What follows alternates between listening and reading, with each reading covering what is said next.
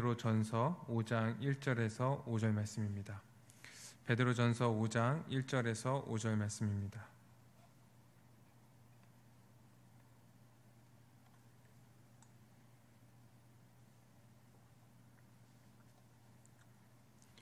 베드로전서 5장 1절에서 5절 말씀, 우리 한 절씩 교독하도록 하겠습니다.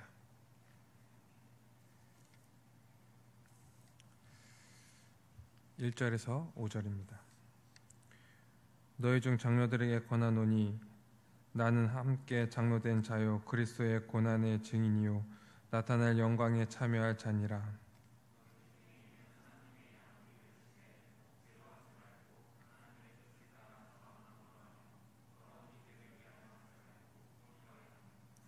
맡은 자들에게 주장하는 자세를 하지 말고 양무리의 본이 되라.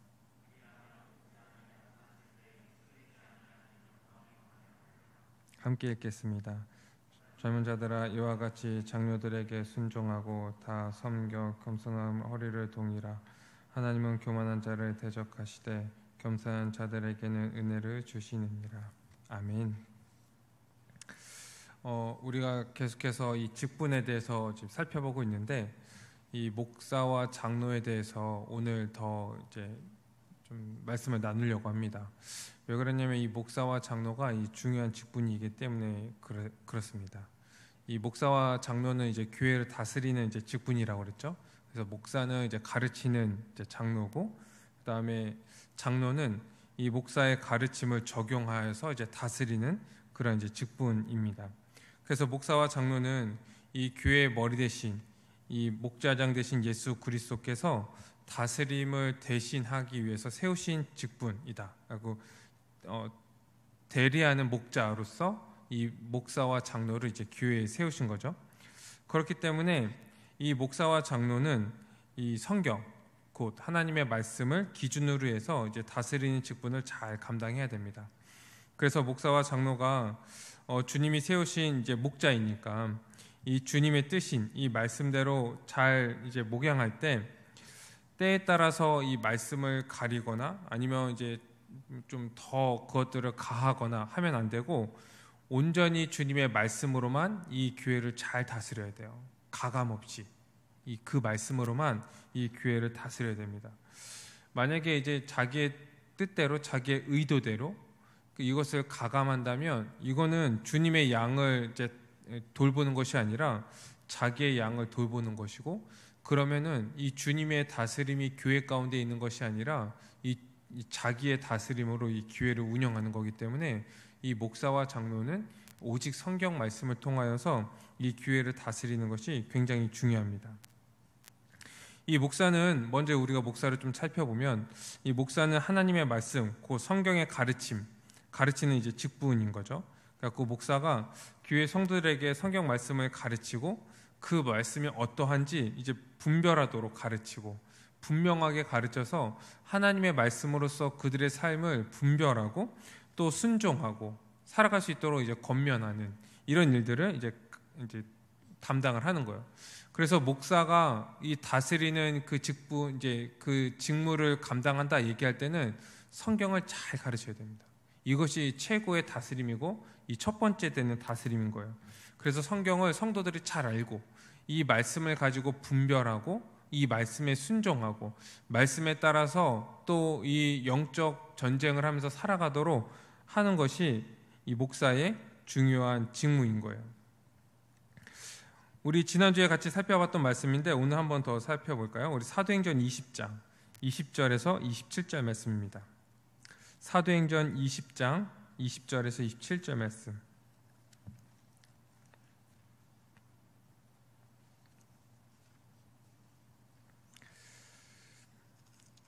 여기 이제 이 목사와 장로의 이제 직무에 대해서 얘기를 하고 있는데 20절에서 27절에 뭐라고 얘기하고 있냐면 20절에 지금 사도 바울이요, 이제 사도로서 이 목사와 장로의 직분을 감당하면서 자기가 이 교회에 대해서 어떻게 가르쳤는지를 지금 설명하고 있는 거예요. 20절에 보니까 유익한 것은 무엇이든지 공중 앞에서나 각 집에서 다 거리낌 없이 다 전파했다 얘기하는 거예요. 거리낌 없이 전파했다는 거예요. 가감 없이 전파했다는 거예요. 또 이제 21절에 보니까 하나님께 대한 회개와 그분의 공의 앞에서 이 회개할 때 회개해야 되는 부분들 직면시킨 거예요. 이 말씀으로 너 그렇게 살면 안 되지 않냐 이렇게 막 직면을 시킨 거예요. 회개하도록 만들고, 그 다음에 우리 주 예수 그리스도에 대한 믿음 이것을 증언했다. 25절 보니까 하나님 나라를 다 전파했다 얘기하는 거예요. 그 26절에 아예 고백을 하죠. 모든 사람의 피에 대해서 내가 깨끗하다. 왜냐? 27절 내가 거리낌 없이 하나님의 뜻을 다 여러분에게 전했기 때문이다. 그래서 이 목사는요, 잘 가르치는 것이 대단히 중요합니다. 그래서 이 교회가 또 성도들이 각자 어떻게 살아야 되는지를 알려주는 것이요, 목사에게는요 굉장히 중요한 직무인 거예요. 목사의 권위는요 여기서 나옵니다. 오직 하나님의 말씀을 근거로 해서 가르칠 때 그 말씀으로 하여금 권위가 세워지는 거예요. 목사의 권위는 거기서 나오는 겁니다. 오해하면 안 돼요. 이 목사의 권위는요, 내가 목사인데 여기서 나오는 게 아니에요. 뭐 나이가 많다고 해서 그리고 이렇게 말씀을 전한다고 해서 있는 것이 아니라 하나님의 말씀을 말씀답게 전할 때 그 말씀, 하나님의 말씀으로 말미암아 나오는 권위가 이 목사의 권위인 거예요. 그래서 성경을 잘 가르쳐야 됩니다. 성경은 무엇입니까? 하나님의 그 구원 경륜에 대해서 이제 쓰여진 책이잖아요. 그래서 하나님 나라가 창조되었고 또 마지막 요한계시록 하나님 나라의 완성까지 이 중간에 그 중심인 예수 그리스도, 하나님 나라의 성취, 이 모든 것에 그 전반적으로 다 가르쳐야 됩니다. 그래서 이 하나님의 그 구원 경륜이 예수 그리스도로 말미암아 성취되었고, 이제 그것을 믿는 자들이 어떠한 존재가 되었고, 그 존재가 된 자들이 마땅한 삶이 무엇이고, 또한 무엇을 소망하며 살아야 되는지, 무엇을 기대하며 무엇을 바라보며 살아가야 되는지 명백하게 가르쳐야 되는 거예요. 그래서 이것들을 가르칠 때요, 성경의 그 전체적인 그 흐름 가운데 이것들을 잘 가르쳐야 됩니다. 성경에 나와 있는 그 구원의 은혜, 이것들을 다 가르쳐야 된다는 거예요. 그래서 사도 바울이 뭐라고 얘기합니까? 아까 이제 사도행전 20장 20절에 유익한 것들을 무엇이든지 다 가르쳤다 얘기하잖아요. 이게 목사의 역할인 거예요. 목사의 역할. 성경 전체의 내용들을 이 성경 전체가 얘기하는 것을 중심으로, 그것을 기반으로 하고 성경 한 절 한 절을 다 풀어갖고 얘기를 해줘야 돼요. 다 거리끼는 것이나 그렇지 않은 것이나 다 얘기해야 되는 거예요. 우리가 오해하지 말아야 됩니다. 여러분, 성경을 가지고 얘기한다고 해서요 다 복음을 얘기하는 게 아니라는 거예요. 조금 더 심하게 얘기하면 이단들도 성경 가지고 얘기하거든요. 신천지도 성경 가지고 얘기해요. 그러니까 성경을 얘기한다고 그 복음을 얘기하는 게 아니라는 거예요.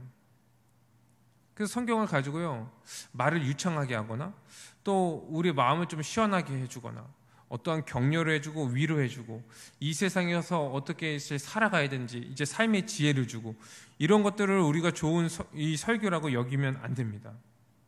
우리가 좋은 설교라고 여길 때요, 먼저 이 성도들이 좋은 설교를 분별하기 위해서 성경 전체에 대한 내용들을 잘 알아야겠죠. 이 성경이 무엇을 얘기하고 있고 어떠한 관점으로 성경이 쓰여졌고 이 전체적인 내용이 이 구속사로서 쭉 연결되어 있고 이 하나님 나라의 창조와 회복과 완성으로 이 연결이 되었고 그 하나하나를 다 이 하나님께서 또 성취하시기 위해서 이 구약에는 이 때때마다 언약을 맺으시면서 그것을 성취해 나가신다는 것을 우리가 먼저 알아야 돼요.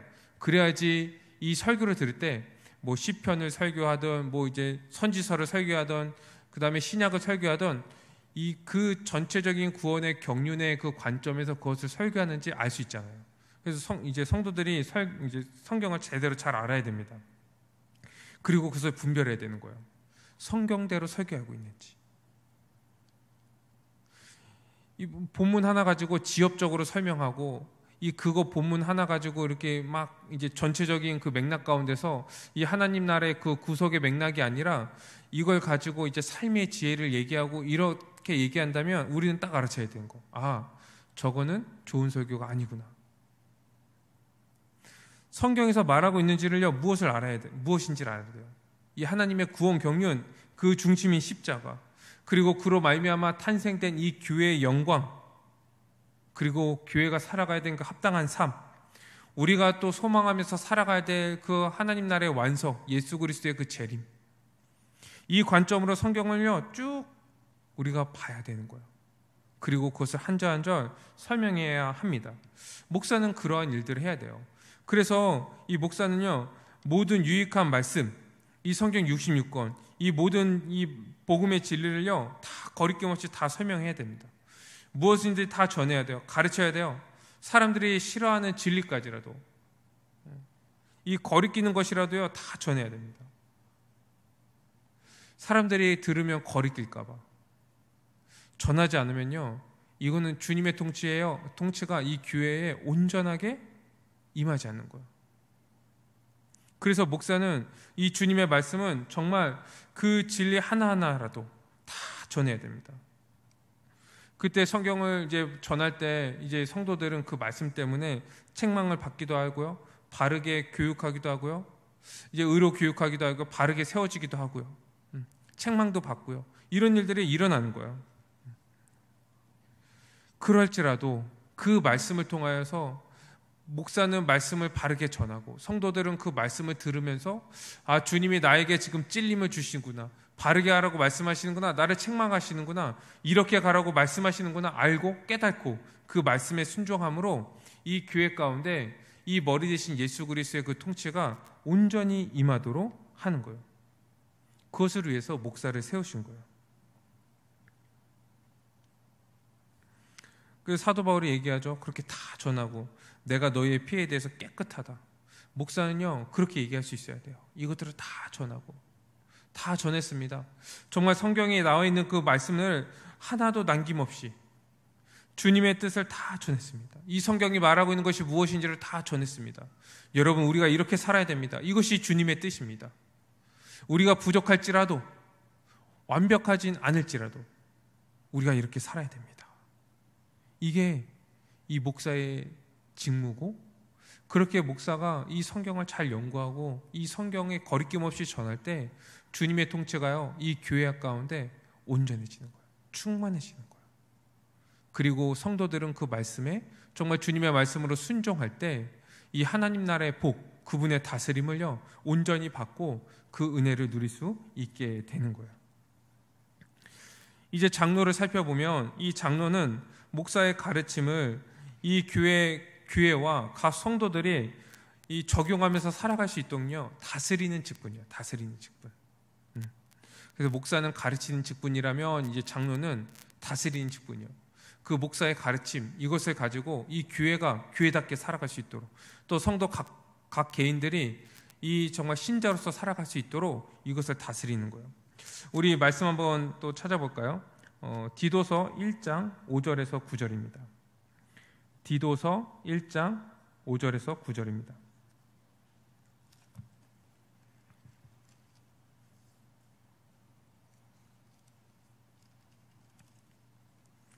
디도서 1장 5절에서 9절.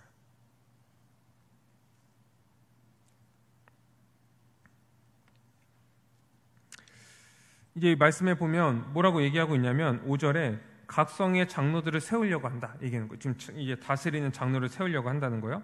근데 이 사람들을 이제 세우는데 어떻게 하냐면요. 6절 책망할 것이 없고, 9절 밑분 말씀의 가르침을 그대로 지켜야 하고, 왜냐하면 이는 등이 바른 교훈으로서 권면하고 거슬러 말하는 자들을 책망하게 하려는 것이다 얘기하는 거예요.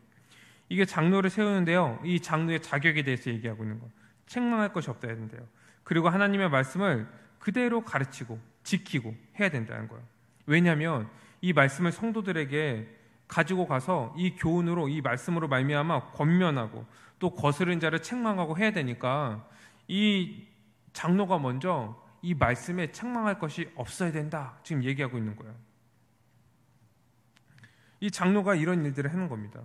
우리가 이제 조금 오해해서 이 장로 직분을 이제 행정직으로 오해하고 있는데, 성경에서는요 장로가요 다스리는 직분이라고 얘기하고 있는 거예요. 다스리는 직분. 여러분 약간 오해하지 않으시기 바라요. 제가 이 목사와 장로의 직분에 대해서 얘기할 때 님자를 안 붙여요. 왜냐하면은 그 직분에 대해서 설명하고 있기 때문에 그래요. 어떠한 이제 장로와 이 목사와 장로를 맡으신 어떠한 분들을 위해서 설명하는 것이 아니라 장로와 목사의 직분에 대해서 설명하기 때문에 님자 안 붙이는 거예요. 너무 이제 약간 거슬러 하지 마세요. 이 장로는요, 다스리는 직분이라는 거예요. 모든 성도들을 다스리는 직분. 그래서 이 목사와 함께 사역을 하는 거예요. 목사와 함께. 이 설교의 가르침, 이것에 대해서 목사의 설교와 가르침에 대해서 같이 의논하고 또 그것을 이제 잘 가르치도록 의논할 뿐만 아니라 그 가르침을 먼저 받고 그것을 순종하고 본을 보일 뿐만 아니라 그 말씀을 가지고 성도들을 다스리는 거예요. 잘 살 수 있도록 함께 애쓰는 거예요. 그래서 장로를 뽑을 때요, 이 가르치는 그 은사들을 이제 가지고 있어야 돼요. 다스리는 은사를 가지고 있어야 되는 거예요. 또한 이 성경에 대한 그 지식을 이 목사의 수준에 이 준하는 그런 수준을 가지고 있어야 돼요. 이제 노회에서 이제 목사를 이제 뽑을 때요, 목사고시를 보거든요. 거기 보면요, 이 목사와 거의 그 비슷한 그 과목들의 그 고시를 봐요. 성경도 보고요, 뭐 교회사도 보고, 조직신학도 보고, 헌법도 보고, 이런 것들을 다 봐요. 왜냐하면 이 장로는요, 다스리는 직분이기 때문에 이것에 대해서 알아야 돼요. 분명하게 알아야 돼요. 목사의 수준으로 이것을 알아야 돼요. 특별히 이 장로는 이 성도들 개개인을 이제 살피고 각 집을 정기적으로 이제 신방을 합니다. 그래서 그 신앙을 살피는 거예요. 그래갖고 이 신방은요, 원래 장로의 일인 거예요.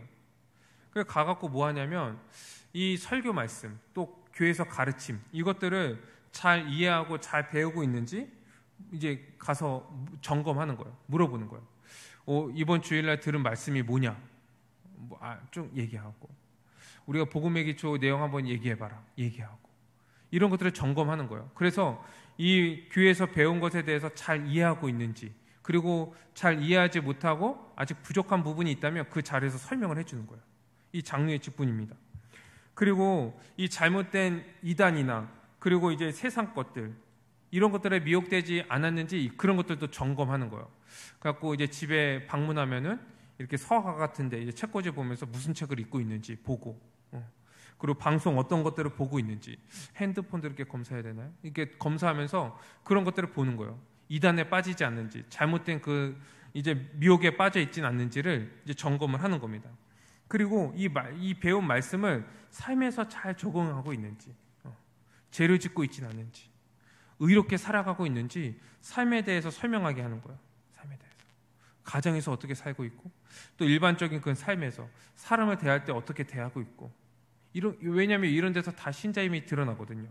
그리고 돈을 버는 방식, 그리고 돈을 사용하는 방식들, 무엇을 소망하고 어디에 소망을 두고면서 살아가고 있는지, 어디에 돈을 투자하고 있는지, 이건 주식 투자를 얘기하는 게 아니에요. 어디에다 나의 그 돈을 이제 쓰고 있는지, 사용하고 있는지, 어디에 더 많이 관심을 가지고 있는지, 이런 것들을요 점검하고 지도하는 거예요.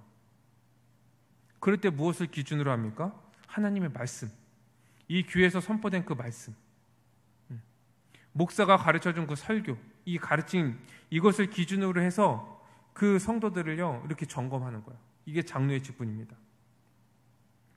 그 성도들이 왜 그렇게 살아야 됩니까? 하면요, 그 말씀을 가지고 쭉 설명해 주는 거예요. 말씀에 이렇게 나왔다. 그래서 신자라면, 교회라면 이렇게 사는 게 마땅하다. 너 교회냐?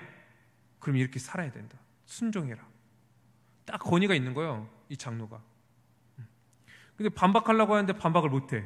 왜냐면 장로님은 그렇게 살아가고 있거든. 그러니까 장로를 잘 뽑아야 돼요. 이 자격이 있는 자를. 그래야지 그 권위, 그 다스림 안에서 이 성도들이 딱 순종하면서 살아가는 거예요. 그 장로의 권위에 순종하는 게 아니죠. 말씀의 권위에 순종하는 거죠. 말씀에 순종하는 그 장로를 보면서 그 권위에 이제 순종하게 되는 거예요. 이 장로의 가르침은요, 이 목사처럼 이제 탁월할 필요는 없어요. 왜냐하면 전문적인 일은 이제 목사가 하는 일이기 때문에. 그런데 이 장로도요, 성경에 대한 바른 이해가 있어야 돼요. 그래서 성도들이 잘 알지 못하는 것이 있다면 알려주고 가르쳐주고, 잘못 알고 있다는 것은 교정해주고, 이런 것들을 하는 거예요. 그러니까 지금 이렇게 설교를 하는 거는 보편적이잖아요. 보편적인. 여러분 이렇게 설교를 들으면서 궁금한 거 이런 거 있잖아요. 이런 거 있을 때요, 이제 장로를 만나고 이제 신방하고 그러면요, 그런 거 물어보는 거예요. 이건 이렇다는데 이건 이해가 잘 안 간다. 그럼 장로가 그거에 대해서 쭉 설명해주고, 그건 잘못 이해하고 있어. 그럼 이렇게 이해해야 돼. 이렇게 쭉 설명해주는 거예요. 그게 장로가 하는 일입니다. 적극적으로 또 구체적으로 삶에서 살아갈 수 있도록 이 다스리는 그 직무가 이 장로가 해야 하는 일이라는 거예요. 그렇게 말씀으로 가르쳤는데 만약에 이제 순종하지 않고 그러면요, 계속 권면하고 두세 증인 세우고, 그래도 안 되면 이제 7일 하고 징계하고 이런 것들을 하는 거예요, 장로가. 이 권징이라고 얘기를 하죠. 특히 이 장로는요, 교회 전체를 보살펴야 됩니다. 교회 전체를. 그래갖고 이단들이 들어오지 못하도록, 그리고 이 교회 안에서 이 불순종하는 그런 태도들이 유포되지 않도록 이 교회를 다스리는 일들을 장로가 해야 되는 거예요. 이렇게 하기 위해서는 먼저 자신이 먼저 말씀 가운데 이제 살아가야 되는 거죠. 목사의 지도에 순종해야 되는 거죠. 그런 사람들을 뽑아야 되는 거예요. 신실하게 살아가고 삶의 증거들이 많이 나타내야 돼요. 이런 장로들이 지도하는데 어떠한 그 성도가 그것에 대해 이제 불순종하겠습니까? 만약에 그러한 장로의 그 이제 다스림에 불순종하면요, 그것은 주님의 다스림을 거부하는 거거든요. 그럼 이제 권징을 해야 되는 거예요. 이렇게 목사와 장로는 주님이 맡겨주신 그 귀한 직분을 잘 감당하도록 이제 올바른 마음과 자세를 가져야 되는 거예요. 그러니까 오늘 읽은 말씀 그 2절과 3절에 뭐라고 얘기하고 있습니까? 억지로 하지 말아라. 하나님의 뜻에 따라서 자원하는 마음으로 해라. 이렇게 얘기하는 거예요. 그 당시에도 이 목사와 장로가요, 워낙 공격이 많았대요. 이 앞에서 막 가르치고 지도하고 그러니까 공격도 많고, 또 살기도 힘들고 그러니까 이제 잘 안 되려고 했대요. 그런데 이제 거기 이제 얘기하는 거예요. 베드로가 억지로 하지 말아라. 하나님의 뜻에 따라서 자원함으로 해라. 또 뭐라고 얘기합니까? 더러운 이익으로 하지 말고 기꺼이 해라. 기꺼이 해라. 이 세상 사람들은 이 가르침을 통해서 누구를 가르치고 지도하면은 그 사람들로 이제 하여금 어떤 이득을 취하고 이렇게 생각했는데, 뭐라고 얘기하고 있냐면, 그러나 교회의 목사와 장로는 절대 그런 생각을 하면 안 된다. 그런 생각을 하지 마라. 가르침으로 뭐가 얻고 저 사람과 이제 어떠한 관계를 맺으면서 어떤 유익을 얻을 거다. 이렇게 계산적으로 하지 말아라. 더러운 이익이다. 이런 것들 하지 말고 기꺼이 해야 된다. 기꺼이 해야 된다. 또 뭐라고 얘기합니까?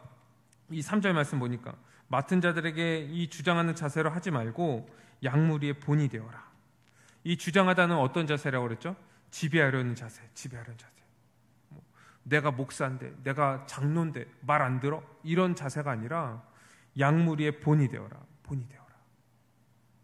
그러니까 말씀 가운데 이 순종하는 목사와 장로 그 다스림을 누가 받지 않겠습니까? 그분들이 본이 되고 있는데, 그 목사와 장로가 본이 되어라 이렇게 얘기하는 거예요. 그러면서 이 예수님께서요, 이 세상의 권세자들과 이 교회 안의 지도자들의 차이에 대해서 설명하셨는데, 우리 말씀 한 군데 찾아봅시다. 마태복음 20장 25절에서 28절입니다. 마태복음 20장 25절에서 28절.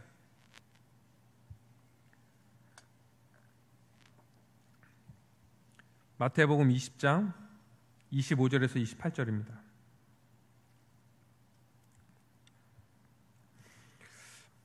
여기 보니까 예수님께서 제자들을 불러다가 말씀하시는 거예요. 25절.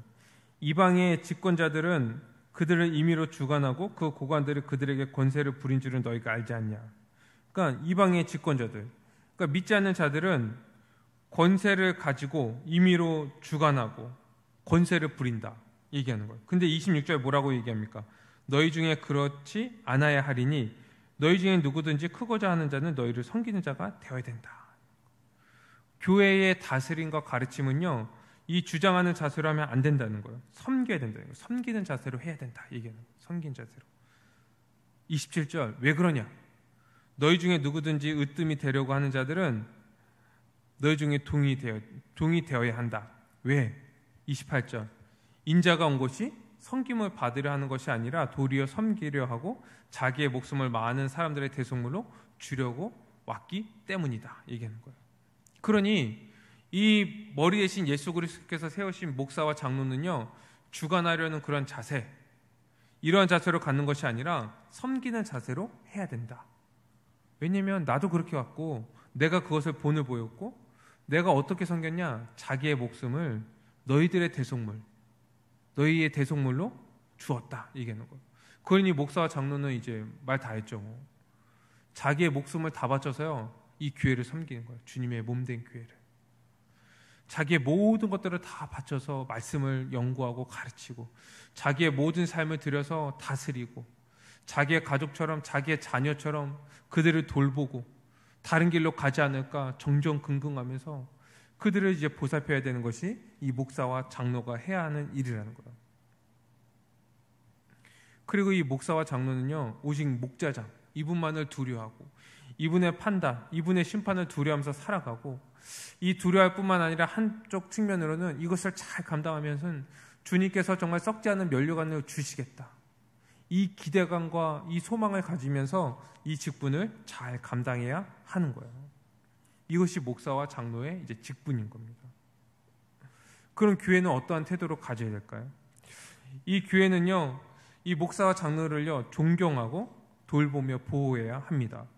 우리 말씀 한 군데 찾아봅시다. 디모데전서 5장 17절에서 19절입니다. 디모데전서 5장 17절에서 19절.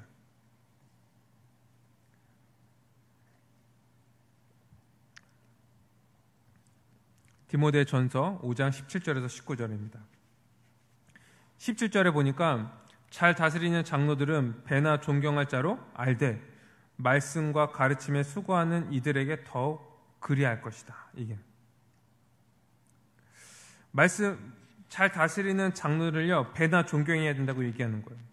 목사와 장로가 가르치고 다스리는 직무를 잘 감당하는 그 교회는요, 정말 복받은 교회예요.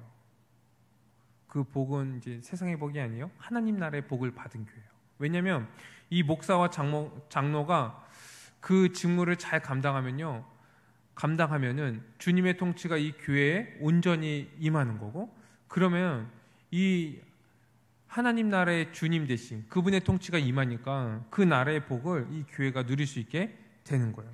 그래서 목사와 장로는 그것을 잘 감당해야 되고, 이 교회는 이 주님께 감사하고 그들을 배나 존경해야 된다 얘기하는 거예요. 그러면서 17절 하반절에 더 얘기하죠. 말씀과 가르침에 수고하는 이들에게 더욱 그리하라 얘기하는 거예요. 여러분, 이 성경 말씀을 잘 이해하고 이 진리, 이 복음을 또 분별하고 이 거짓 가르침, 또 이단, 이런 것들과 싸우고 이 미혹받는 그러한 이제 그 성도들, 좀 시험 받고 있는 그런 성도들, 그런 사람들을 또 이렇게 잘 세워주고 또 설교를 전하고 가르치는 것이요, 굉장히 어려운 사역이에요. 어려운 사역이요. 제가 이제 목사가 되기 전에 이것을 알았다면 그랬을 텐데, 주님께서 은혜를 주셨어요. 되고 나서 알게 해주셔서 열심히 감당하려고 하고 있는데, 이 한 사람이 이 주님의 부르심을 받잖아요. 그리고 훈련 과정을 겪습니다. 그래갖고 이제 신대원에 들어가고 또 이제 긴 시간들을 거치면서 성경에 대한 전문적인 소양을 갖추고 또 잘 가르치고 또 잘 그것들을 배우고 잘 목양할 수 있도록 이렇게 훈련받는데요, 많은 시간들이 필요해요. 또 이것은 지적인 차원뿐만 아니라 한 사람이 이 옛사람에서 벗어나서 이 새 사람을 입고 이 새 사람을 입는 것에서 끝나는 것이 아니라 다른 사람의 본이 되어서 살아간다는 것이요, 쉽지 않은 일인 거예요. 그리고 목사는요, 항상 자라가야 돼요. 계속 공부해야 돼요. 이 그리스도의 그 십자가 복음 앞에서 매일 서서 자기를 점검하고 믿음을 점검하고, 그리고 이 복음을 더 알아가고 더 배우고, 이 목사의 직분을 내려놓을 때까지 계속 배워 나가야 됩니다. 더 성장하고 더 성숙해 가야 되는 거예요. 목사의 직무가 그런 거거든요. 그래서 이 교회가 이 잘 가르치는 그 목사가 있고 그 목사를 통하여서 하나님의 말씀이 잘 전해진다고 하면은 정말 이 복받은 교회라고 얘기하고 있는 거예요. 그리고 교회는 목사가 그 직무를 더 잘 감당할 수 있도록 협력해야 된다. 그리고 존경해야 된다. 존중해야 된다. 이렇게 얘기하고 있는 거죠. 그러면 어떻게 이제 존중해야 됩니까? 이 목사와 장로의 그 가르침 그리고 다스림에 순종하면 되는 거예요. 순종하면. 오늘 말씀 베드로전서 5장 5절에 뭐라고 얘기하고 있습니까? 젊은 자들아 이와 같이 장로들에게 순종하고 다 서로 겸손으로 허리를 동이라 얘기하는 거예요. 장로들에게 순종하라는 거예요. 겸손하기 위해서 허리를 동이라는 거예요. 여기서 젊은 자는 그 청년들을 얘기하는 게 아니라고 그랬죠? 이 젊은 사람들처럼 이제 혈기왕성해서 자기 뜻대로 이 교회 안에서 자기 뜻대로 하고 자기의 주장을 막 펼치고 왜 그렇게 해야 됩니다. 이렇게 얘기하는 사람들, 이런 사람들, 이 젊은 자라고 얘기하는 거예요. 장로들에게 순종하고 서로 겸손으로 허리를 동이라. 하나님은 교만한 자를 대적하시되 겸손한 자에게 은혜를 주신다 얘기하는 거예요. 그래서 교회 모든 성도들은 이 목사와 장로의 그 가르침과 다스림에 순종해야 됩니다. 왠지 알죠? 계속 설명했어요. 이 머리 대신 예수 그리스도께서 목사와 장로를 통하여서 교회를 다스리고 계시기 때문에 우리가 그것을 믿는 거예요. 그렇기에 그 믿는 고백이 뭡니까? 목사와 장로의 가르침과 다스림에 순종하는 거예요. 목사와 장로의 그 다스림에 순종한다는 게 무슨 말입니까? 이 교회의 머리가 누구이심을 인정하고 순종하는 거예요. 예수 그리스도이심을 인정하고 순종하는 거예요. 그 말씀이, 주님의 말씀이 이 교회를 통치한다, 이것을 믿는 거예요. 그래서 목사와 장로가 이 하나님의 말씀을 교회와 성도들의 삶에 구체적으로 적용하고 가르칠 때 이 성경적 진리에 대한 바른 이해와 교회의 신실한 전통, 유산, 이런 것들을 가지고 또 이 오직 하나님, 또 예수 그리스도, 이분을 향한 그 열정과 영광으로 해서 잘 다스려야 돼요. 여기서 교회의 신실한 전통과 유산이라는 것은 그 종교개혁 이후에 정말 건강하게 세워진 그런 전통들, 그리고 그런 교리들 위에 교회를 잘 세워야 되는 거예요. 요즘에 많은 교회들이요, 다시금 그 잘못된 그러한 이제 사상이 들어가가지고 다시 종교개혁 이전으로 막 돌아가려고 하고, 그때 빠졌던 그 이단의 사설들이 아직도 이렇게 막 꿈틀거리고, 그런 로마 카톨릭의 그러한 모습들이 이제 교회 안에 보이려고 하고, 막 이런 것들이 그냥 교회에 그냥 이게 누룩과 같이 들어와갖고 이제 온 동이에 지금 퍼지고 있는 상황들이 있는 거예요. 그렇기 때문에 목사와 장로는요, 이것들을 잘 분별하고 잘 가르쳐야 돼요. 그것을 통하여서 이 말씀, 이 주님이 이 교회를 다스린다는 것을 보여줘야 하는 거예요. 또한 뭡니까? 이 목사와 장로도요, 이 말씀의 통치 가운데 있다는 것을 항상 인정해야 돼요. 항상 인정해야 돼요. 그래서 목사와 장로가 이 가르치고 다스릴 때 이제 어떤 성도가 왜 그렇게 해야 됩니까? 이렇게 얘기하면요, 그 말을요 들을 줄 알아야 돼요. 성도들의 권면과 의견을 들을 줄 알아야 돼요. 그리고 다시 한번 생각해보고 자기의 가르침과 다스림, 이것 가운데 잘못된 것이 있다면 회개하고 돌이키고, 사실 이것들을 잘 못하거든요. 왜냐면은 이제 자기가 잘못 가르친 것을 이제 어떤 성도가 그렇게 이건 좀 틀리지 않습니까? 이렇게 얘기하면 그것을 고치면요, 자기의 권위가 무너질 거라고 생각하기 때문에 이것을 보호하기 위해서 막 이제 큰 소리를 내거나 뭘 안다고 그러냐, 막 이렇게 얘기를 하는 거예요. 근데 아까도 얘기한 것처럼 목사와 장로의 권위는 자기에게 있는 것이 아니라 말씀을 말씀대로 가르치고 다스릴 때 있는 거예요. 그래서 자기가 이제 실수할 수 있거든요. 말씀대로 가르치지 않고 다스리지 못할 때 그것을 지적을 받으면 회개할 줄 알아야 돼요. 그것이 목사와 장로가 이 주님의 통치를 받고 있다는 것을 인정하는 거예요. 들을 줄 알아야 됩니다. 회개할 줄 알아야 돼요. 부족한 부분이 있다면요, 이 성도들의 그러한 권면들을 듣고 수용하고 보완할 수 있어야 돼요. 오해가 있다면요, 풀어야 돼요. 정말 어떤 사람이 악의를 가지고 하는 것이 아니라면요, 성도들의 권면을 듣고 서로 얘기할 수 있어야 돼요. 들을 기가 있어야 돼요. 같이 말씀 가운데서 함께 살아갈 수 있는 그러한 마음가짐이 있어야 돼요. 목사와 장로가. 왜냐하면 그 목사와 장로도요, 이 주님의 통치 가운데 있거든요. 말씀의 통치 가운데 있거든요. 그들이 말씀 위에 있는 게 아니에요. 그래서 그들이 말씀을 쥐락펴락하고 자기들이 편한 대로 말씀을 감추었다가 말씀을 막 이 부분에 대해서는 많이 적용했다가 또 이렇게 해야 되지 않냐 그러면서 그 부분만 이렇게 쏙쏙 뽑아갖고 거기만 막 적용시키고 이렇게 하면 안 되는 거예요. 이 다 로마 카톨릭이 했던 거잖아요. 로마 카톨릭. 그 목사와 장로도요 말씀 밑에 있는 거예요. 말씀에 순종하고 점검하고 돌아보고 말씀을 매일 더 연구하면서 이 복음을 더 알아가고 그 진리 가운데 계속 변해가야 돼요. 변해가야 돼요. 그래서 이 목사가 이 뭐 전에 이렇게 이제 설교를 했는데 한 몇 년 지나고는 이 부분에 대해서 이제 다르게 설교하는 거예요. 왜 그러지? 그만큼 공부한 거예요. 변한 거예요. 근데 이게 성경대로 잘 변해야 될 텐데. 하여튼 그런 거예요. 그렇기 때문에 이 목사와 장로도요. 그 교회 안에서 이 성도들과 함께 말씀의 통치를 받고 있다는 것을 드러내야 하는 거예요. 드러내야 한다.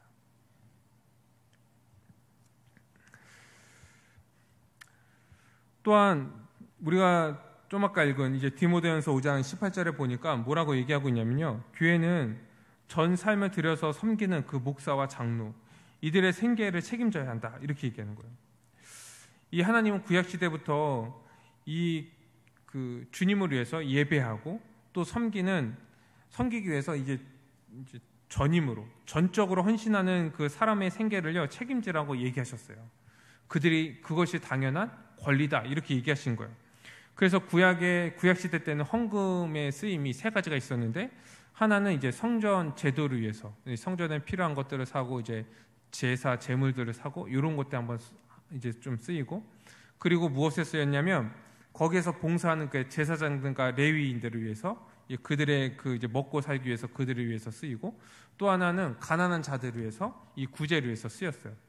그리고 이제 신약 시대에 와서는 한 군데 더 추가가 되었는데 그것이 무엇이냐면 이제 선교를 위해서 쓰는 거예요. 그래서 이제 우리 18절의 말씀 보니까 그 생계를 책임져야 된다 이렇게 얘기하고 있는 거예요. 우리 말씀을 한 군데 더 한번 살펴봅시다. 우리 고린도전서 이 9장 3절에서 14절입니다. 여기 이제 사도 바울이 이 그 목사의 생계를 책임져야 된다 이 원리를요 더 구체적으로 설명하고 있는데 고린도전서 9장 3절에서 14절입니다. 고린도전서 9장 3절에서 14절. 3절에 보니까 나를 비판하는 자들에게 내가 변망할 것이 있다 이렇게 얘기하는 거예요. 무슨 말이냐면 당시에 사람들이 이제 가르치면서 돈을 버는 사람들이 많이 있었대요. 그래서 사람들을 막 가르치면서 돈을 버는 사람. 그래서 이 대부분의 이제 대중들은 사람들이 가르치면요, 돈 벌기 위해서 그러는구나 이렇게 생각했다는 거예요. 그런데 사도 바울은요 그렇게 생각하는 게 너무나 싫은 거예요. 이 복음을 전하는데 돈 벌기 위해서 복음을 전하는구나 이렇게 생각하는 게 너무 싫어서 어떻게 했냐면 돈을 받지 않았다는 거예요. 내가 너에게 돈을 받지 않겠다 얘기하고 어떻게 합니까? 자비량으로 사역을 하죠. 자비량을 사역하는 거예요. 그랬더니 이제 어떤 일이 일어났냐면 사람들이요 오해를 하는 거예요. 뭐냐면 쟤는 가르치는데 돈도 안 받네? 제가 가르치는 거는 좀 별 볼 일 없는 건가 보다. 값싼 건가 보다. 이렇게 생각을 하는 거예요. 그랬더니 이제 바울이 얘기하는 거예요. 이 비판하는 자들에게 대해서 내가 변명할 것이 있다. 3절 얘기하면서 4절 우리가 먹고 마실 권리가 없겠느냐? 있다는 거겠죠? 근데 5절 다른 사도들과 주의 형제들과 게바와 같이 믿음의 자매된 아내를 데리고 다닐 권리가 없겠느냐? 얘기하는 거예요. 6절 어찌 나와 바나바만 일하지 아니할 권리가 없겠느냐? 7절 누가 자기 비용으로 군 복무를 하겠으며 누가 포도를 심고 그 열매를 먹지 않겠으며 누가 양떼를 기르고 그 양떼의 젖을 먹지 않겠느냐? 그렇죠? 누가 자기 돈을 들여서 이걸 하겠냐는 거예요. 8절 내가 사람의 예대로 이것을 말한다. 지금 얘기한 거는 사람의 예라는 거예요. 일반적인 그 세상에서도 그렇게 하지 않냐? 그래서 뭐라고 얘기합니까? 율법도 이것을 말하지 않냐? 그래서 9절에 이제 모세 율법에 대해서 얘기하죠. 모세 율법에도 보니까 곡식을 밟아 떠는 소에게 망을 씌우지 말라 기록하였다 하는 거예요. 하나님께서 어찌 소들을 위하여 염려하셔서 그렇겠냐? 그러니까 하나님께서 이 소들이 굶어 죽을까봐 소들을 염려해서 그 망을 씌우지 말라고 얘기하는 게 아니다 얘기하는 거죠. 뭡니까? 10절. 오로지 우리를 위해서 이 말씀을 주신 것이 아니냐. 우리를 위해서 주셨다는 거예요. 과연 우리를 위하여서 기록된 것이니 밭 가는 자는 이 소망을 가지고 갈며 곡식 떠는 자는 함께 얻을 소망을 가지고 떠는 것이다. 11절. 신령한 것을 뿌렸은즉 너희의 육적인 것을 거두기로 과하다 하겠느냐. 이게 삶의 원리라는 거예요. 신령한 것을 뿌리면요 육적인 것을 거둔다는 거예요. 12절. 다른 이들도 너희에게 이런 권리를 가졌거든 하물며 우리일까 보냐. 그러나 우리가 이 권리를 쓰지 아니하고 범사에 참는 것은 그리스도의 복음에 아무 장애가 없게 하려는 것이다 얘기하는 거예요. 복음을 온전히 전하기 위해서 내가 그랬던 거다 얘기하는 거예요. 13절. 성전의 일을 하는 이들은 성전에서 나눈 것을 먹으며 제단에서 섬기는 이들은 제단과 함께 나누는 것을 너희가 알지 못하느냐. 14절. 이와 같이 주께서도 복음 전하는 자들이 복음으로 말미암아 살리라 명령하셨다. 그래서 이 교회가요 이 목사의 생계를 책임지는 것은 성경의 원리다. 세상의 원리뿐만 아니라 성경의 원리다. 그래서 이 교회가 목사의 생계를 책임져라 얘기하고 있는 거예요.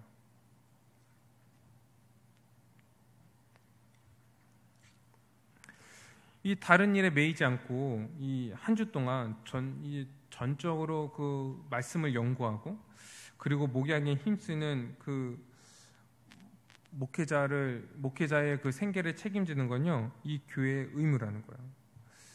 왜 그렇게까지 하느냐? 그것으로 말미암아 얻는 유익이요 어마어마하기 때문에 그래요. 너무나 크기 때문에.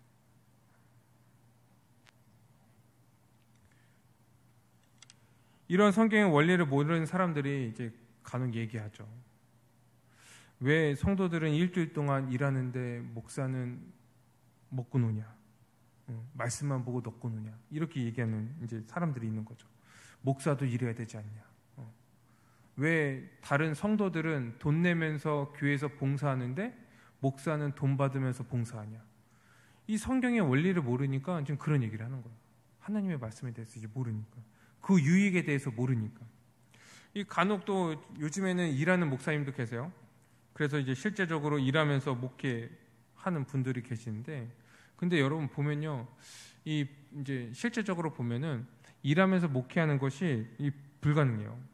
일주일 내내 이 말씀을 보고 정말 이 말씀을 연구하고 이 설교 한 편 준비하는 것이요 정말 쉽지 않아요. 쉽지 않아요. 그런데 일하면서 그것을 감당한다고요? 또 어떤 교회는 이제 목사를 두니까 이제 흔히 월급을 줘야 돼요. 그러니까 목사를 두지 않고 그냥 성도들이 돌아가면서 이제 주중에 받았던 은혜들을 이제 나누고 그 설교를 대처하는 거예요. 대처하는 거예요.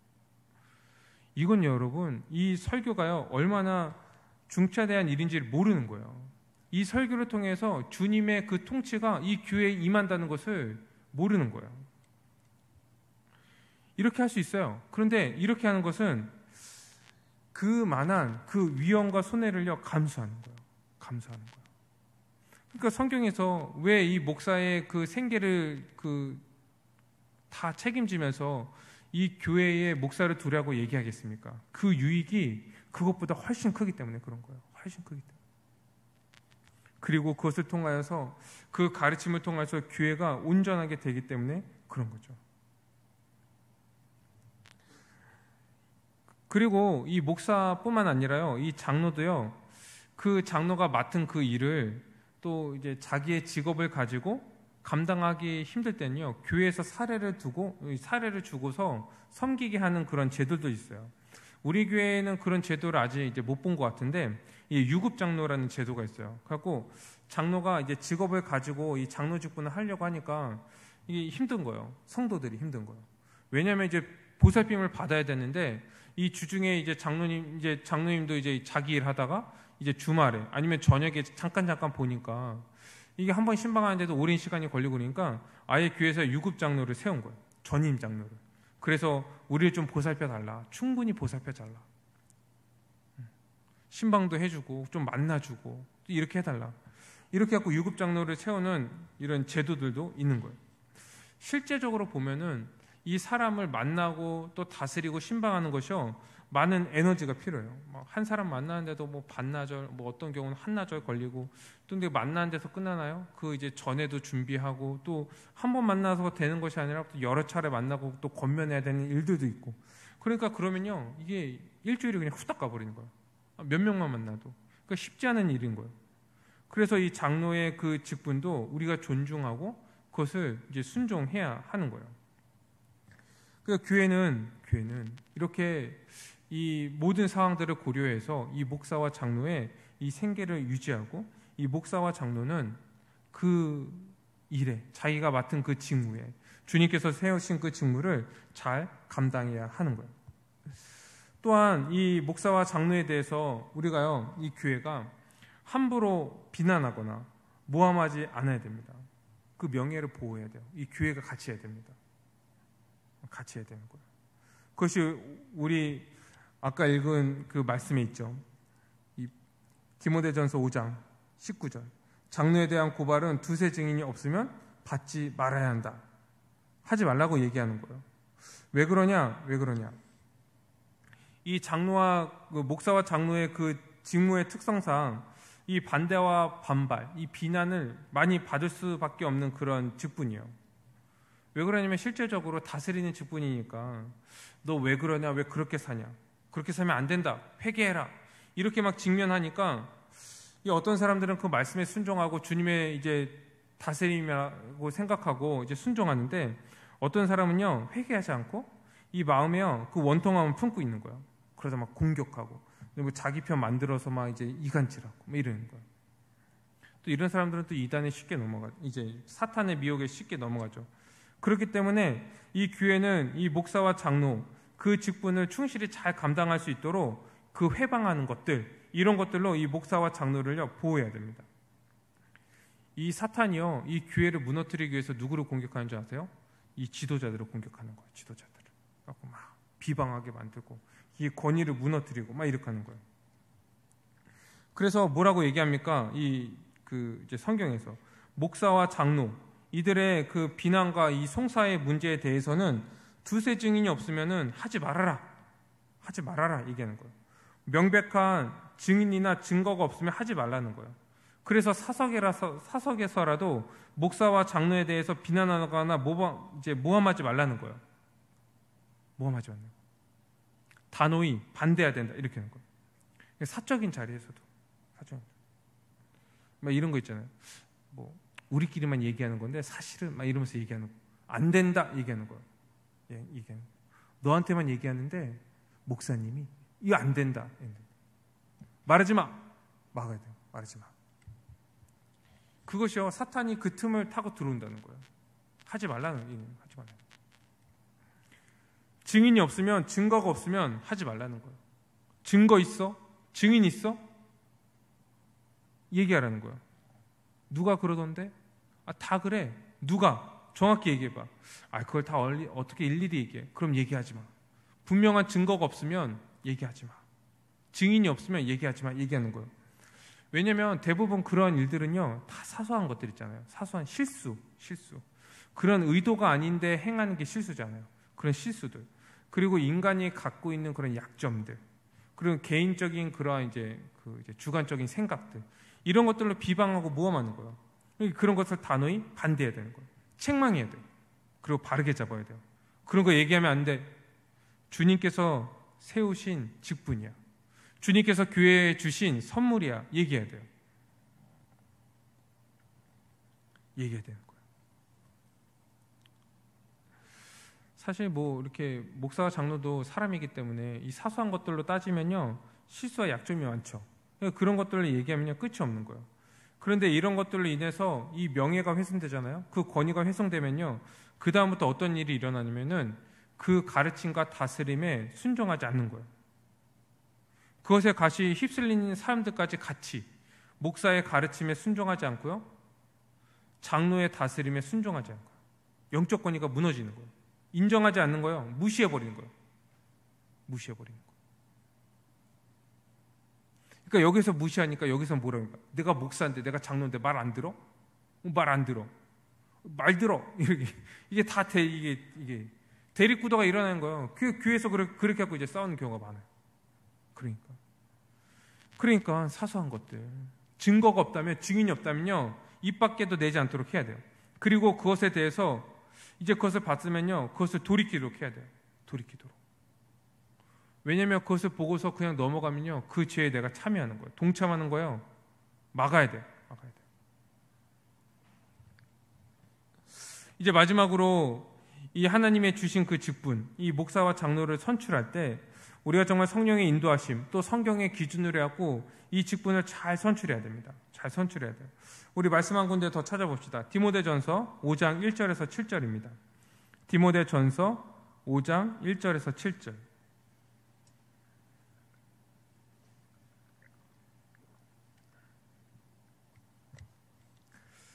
디모데전서 3장입니다. 디모데전서 3장 1절에서 7절입니다.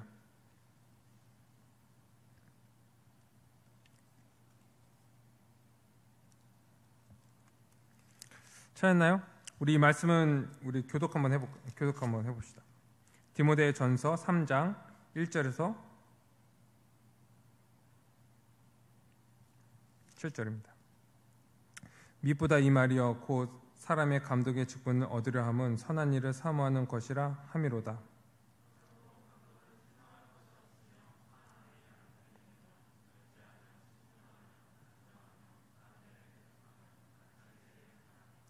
술을 죽이지 아니하며 구타하지 아니하며 오직 관용하며 다투지 아니하며 돈을 사랑하지 아니하며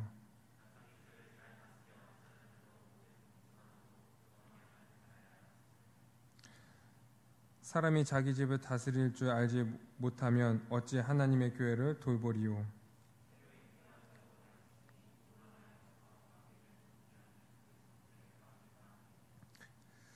함께 읽겠습니다. 또한 외인에게도 선한 증거를 얻을 줄 알아야 할지니 비방과 마귀의 올무에 빠질까 염려. 아멘. 뭐라고 얘기하고 있습니까? 이게 지금 이제 목사와 장로를 세우는 그 성경의 기준인 거예요. 1절에 보니까 미쁘다 이 말이요. 사람이 감독의 직분을 얻으려 하는 것. 이것은 선한 일을 사모하는 것이다. 그래갖고 그 감독의 직분, 이 목사와 장로가 되는 것이 얼마나 영광스러운 직분인지 지금 얘기하고 있는 거예요. 선한 일을 사모하는 것이다. 이게 2절부터 이제 그 기준에 대해서 얘기하고 있죠. 책망할 것이 없어야 된다. 이 책망할 것이 뭐냐면 그냥 그 밑에 나와 있는 그 목록에 대해서 거리낌이 없어야 된다고 얘기하는 거예요. 한 아내의 남편이 되며 절제하며 신중하며 단정하며 나그네를 대접하며 가르치기를 잘하고 술을 즐기지 아니하며 구타하지 아니하며 오직 관용하며 다투지 아니하며 돈을 사랑하지 아니하고 자기 집을 잘 다스려야 되고 자녀로 모든 공손함으로 복종하게 하는 자야 된다. 그러니까 이 목사와 장로는요 선한 일을 사모하는 사람이 되는 거예요. 열정으로 그 감독 이 직분을요 이 목사와 장로의 직분을 감당해야 되는 사람이라는 거예요. 그리고 여기에 열거되는 그러한 일들에 대해서 책망할 것이 없어야 된다. 이 목사와 장로는 스스로 이 기준에 자기가 합당한지를 좀 돌아봐야 돼요. 매번 돌아봐야 돼요. 그러면서 그 직분들을 자기가 이 기준에 좀 이제 미달되는 부분들이 있다면 회개하고 돌이키고 이러면 안 되지 하면서 그 직분들을 또 잘 감당하도록 나아가야 되는 거예요. 절제하고 신중하고 단정하고 가르치길 잘해야 되죠. 그 목사가 장로니까 그렇죠. 다스리기도 잘해야 되는 거예요. 특히 이제 장로 같은 경우는 이제 가정마다 신방을 해야 되니까요. 이 다스리기를 잘해야 돼요. 그것을 검증하는 것이 뭡니까? 자기 가정을 잘 다스려야 된다. 이 4절에 그걸 얘기하고 있죠. 자녀들의 공손하고 복종하는 잘해야 한다. 왜냐하면 그 근거에 대해서 5절에 얘기하죠. 자기 집도 못 다스리는데 하나님의 교회, 이 하나님의 그 가족들을 다스릴 수 있겠냐. 저도 약간 걱정이 돼요. 우리 애들 잘 키워야 되는데 이런 생각이 좀 들어요. 또 뭡니까? 이 목사와 장로, 새로 입교한 자는 안 된다. 이 교만할 수 있으니까 안 되고. 그리고 이 직분자로 이 세워진 후에도 계속해서 성숙하고 자라가야 한다는 거예요. 더 겸손하고 이제 성도들을 섬기고 주장하는 자세로 하지 않고 섬기는 자세로 본이 되고 더 온전하게 하기 위해서 교회를 온전하게 위해서 가르치고 다스리는 자여야 한다 얘기하는 거예요. 여러분 이게요 목사만 보라고 성경에 쓰여 있는 게 아니에요. 장로만 보라고 쓰여 있는 게 아니고요. 이 교회가 이 성경이 규정하고 있는 이 목사와 장로의 그 자격을 보고 이것에 합당한 목사와 장로를 세워야 된다. 그래서 성경에 기록된 거예요. 나와 상관이 없지. 이렇게 생각하면 안 되는 거예요.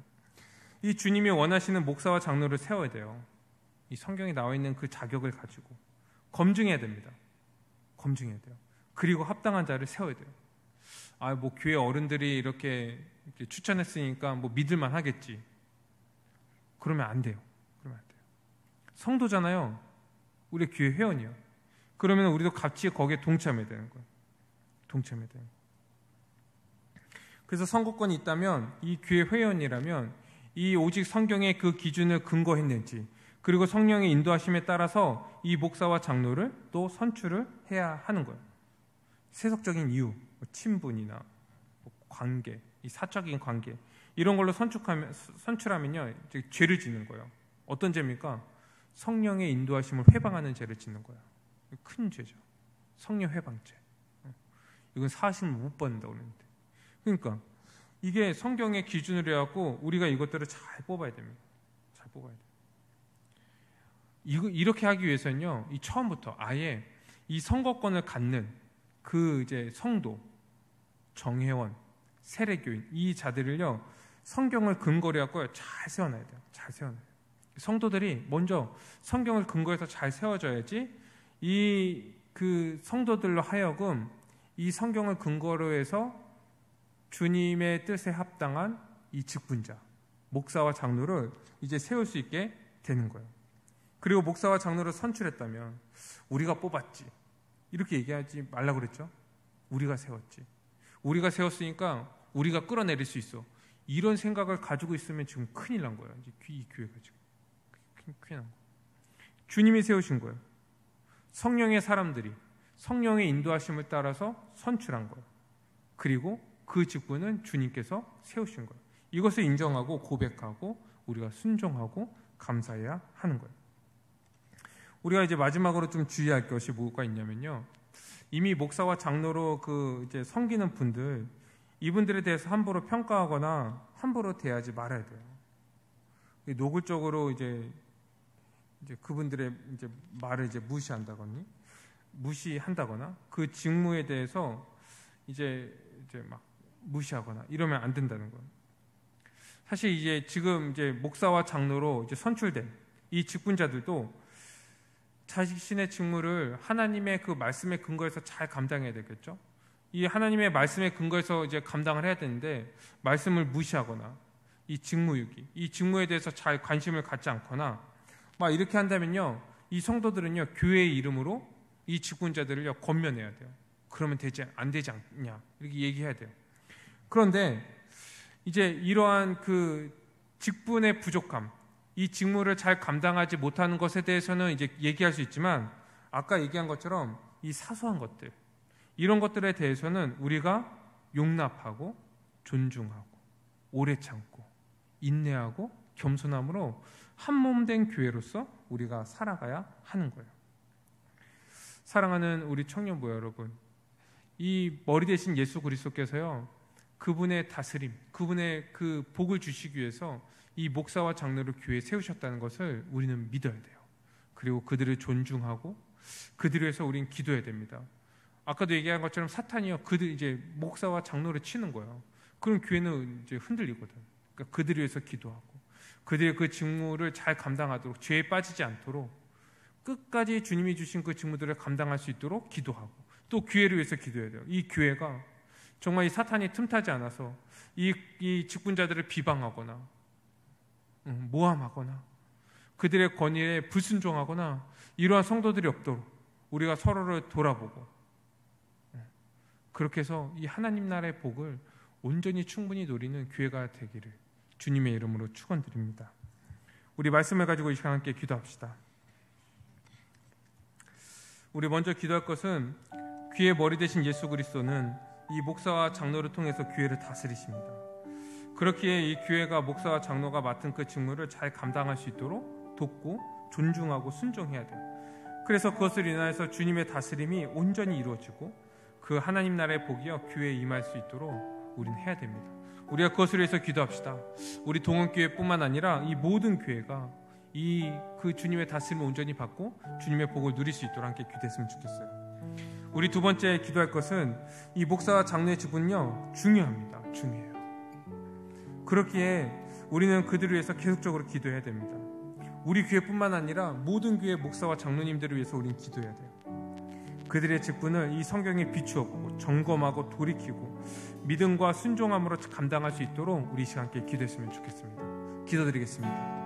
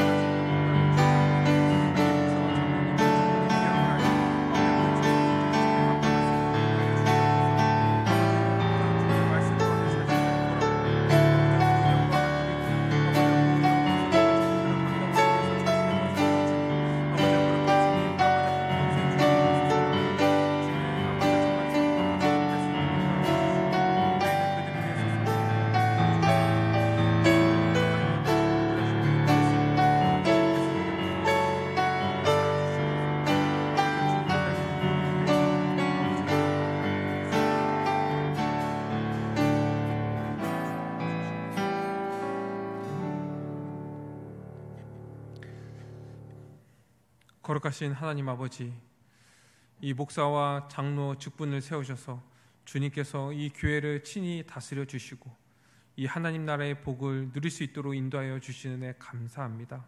주님, 이 목사와 장로의 직분이 이 머리 대신 예수 그리스도께서 세우셨음을 우리가 알고 그들이 그 직무를 잘 감당할 수 있도록 우리가 돕고 존중하고 순종함으로 이 주님의 통치가 온전히 이루어지고 이 주님의 복을 우리가 풍성히 누리는 교회가 될 수 있도록 인도하여 주시옵소서.